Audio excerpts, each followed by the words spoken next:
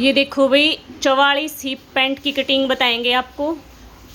Hip size है 44, ध्यान से देख लेना।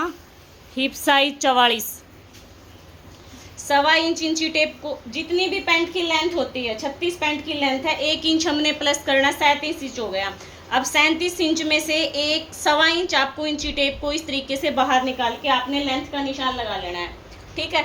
उसके बाद यहाँ ऊपर से हम बेल्ट पे से लेते हैं जितनी भी आपकी हिप है, 44 हिप है, 4th पार्ट करके लेंगे, यानी कि 44 का चौथा हिस्सा 11 हो गया। 11 में हम 1.5 इंच प्लस करते हैं लूजिंग के लिए। 11 में 1.5 इंच प्लस किया 12.5। आपने इस साइड से जो ये कन्नी है, कन्नी को छोड़ के 12.5 इंच का निशान लगाना, ये वाला 12.5। आसन लेते हैं हम हिप का चौथा हिस्सा।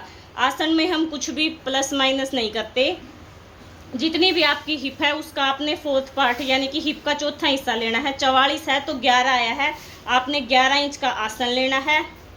2 इंच आपने क्रोच एरिया बढ़ाना है। हर साइज में हम 2 इंच क्रोच एरिया को बढ़ाते हैं। और भाई हिप साइज आपका कितना भी हो, 11.5 पौने 12 इंच से बड़ा आसन हम किसी भी साइज में नहीं लेते, चाहे आपका हिप साइज 50 हो, 52 हो। 11.5 पौने 12 इससे बड़ा आसन आपने किसी भी साइज में नहीं लेना। क्रोच एरिया को आपने 2 इंच बढ़ाना है, चाहे कोई भी साइज हो। 2 हमने ये बढ़ाना है, 2 हमने बैक बढ़ाना है। फ्रंट और बैक दोनों इकट्ठे बिछा रखे हैं। ये हमारा बैक पार्ट है, ये फ्रंट पार्ट है।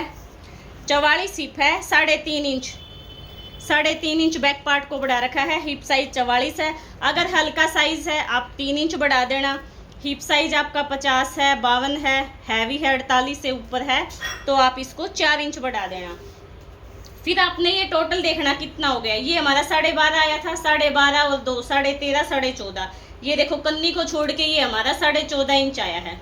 14.5 इंच का हम सेंटर बनाएंगे 7.25 इंच। ये आपका जो 7.25 इंच का निशान आया है ना, इसी निशान से 7.25 इंच वाले निशान से ऊपर हम प्लेट का निशान उठाएंगे, नीचे हम मोरी का निशान उठाएंगे। इस लाइन को बिल्कुल स्ट्रेट कर लेना। ऊपर हम प्लेट डालते हैं 4.5 इंच के ऊपर, देखो 4 इंच है, 4 इंच के ऊपर प्लेट डाल देना। जितनी भी आपने मोरी रखनी है, इस निशान को हम बिल्कुल सीधा कर लेंगे। जितनी आपने मोरी रखनी है, ये हमारा सेंटर बन गया।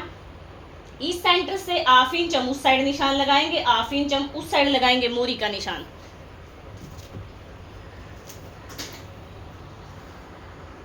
एक बात और भाई, कई बार क्या होता है कि बीच में से पैंट उठती है, घूमती है। आप ये जो गोलाई होती है ना, इसको थोड़ा सा नीचे की साइड उतार दिया करो।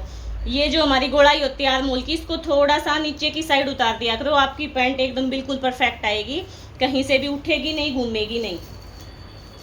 जो हैवी साइज होते हैं उनमें आप जो मोरी होती है वो 7.5 से 8.5 इंच तक रखा करो, और पूरी पैंट में इलास्टिक डालने की कोशिश किया करो।